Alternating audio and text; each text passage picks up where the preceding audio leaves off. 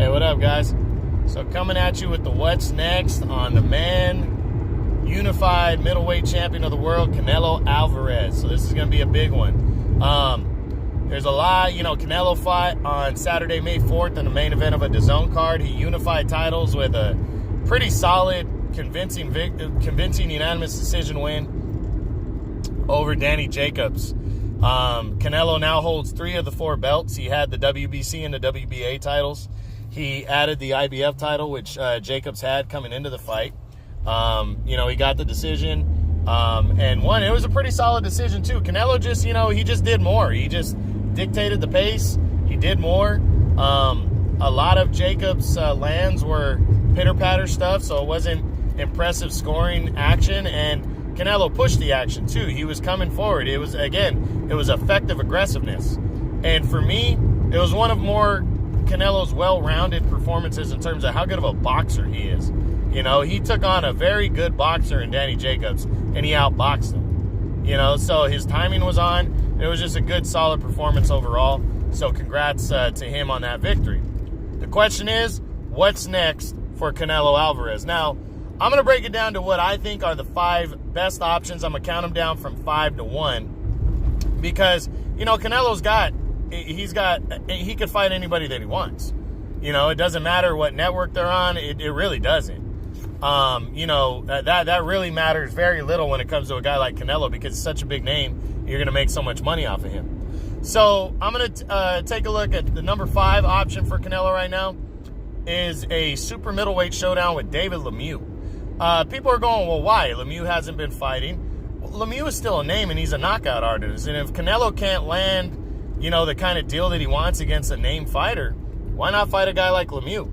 He's a heavy hitter, and he's a good, solid fighter, and Canelo would look good against the guy, and he could come back up to 168 and defend his title there.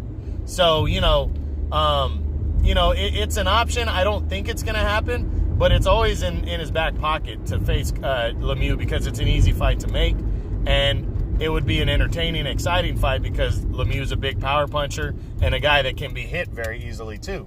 So, this would be an interesting one. I don't think it's going to happen, but I wouldn't be surprised if it got announced. Now, his number 4 option, and some people might be disappointed that this is number 4, it's to face undefeated IBF welterweight champion Errol Spence Jr.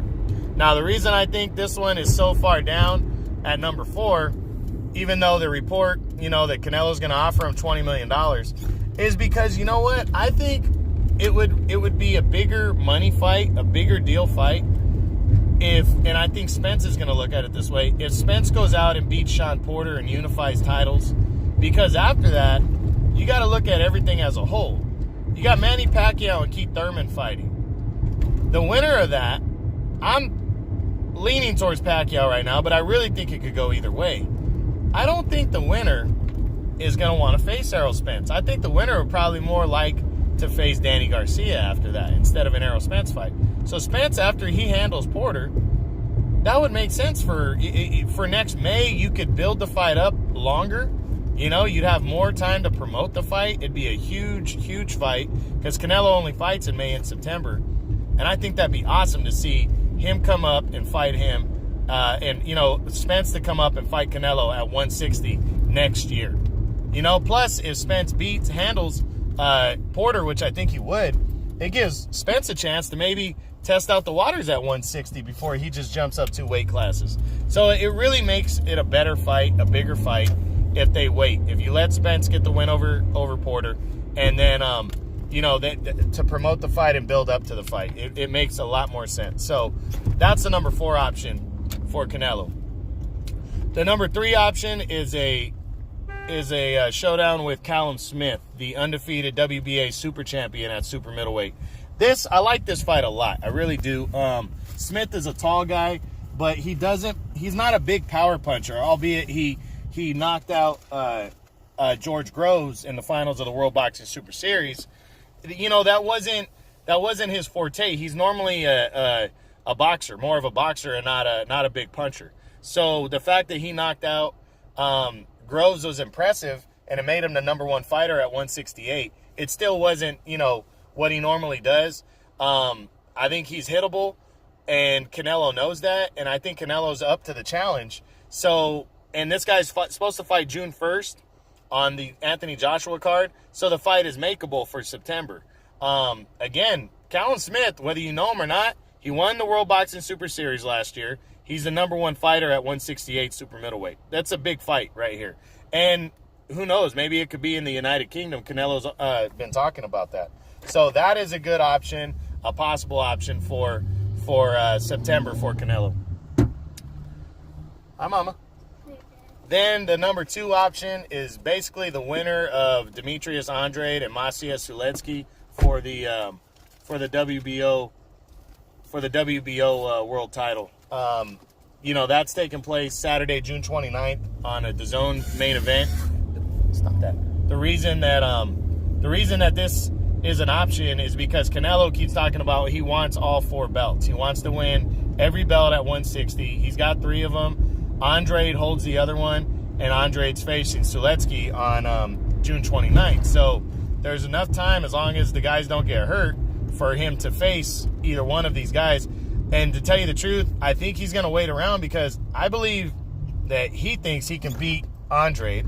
Andrade is an undefeated fighter, so not only would he become the undisputed champ if he fights Andrade, he'd also hand him his first loss, which is a big deal. But even if Sulecki came out and pulled out the upset over Andrade, I think Canelo would jump on that fight quick just to add that belt.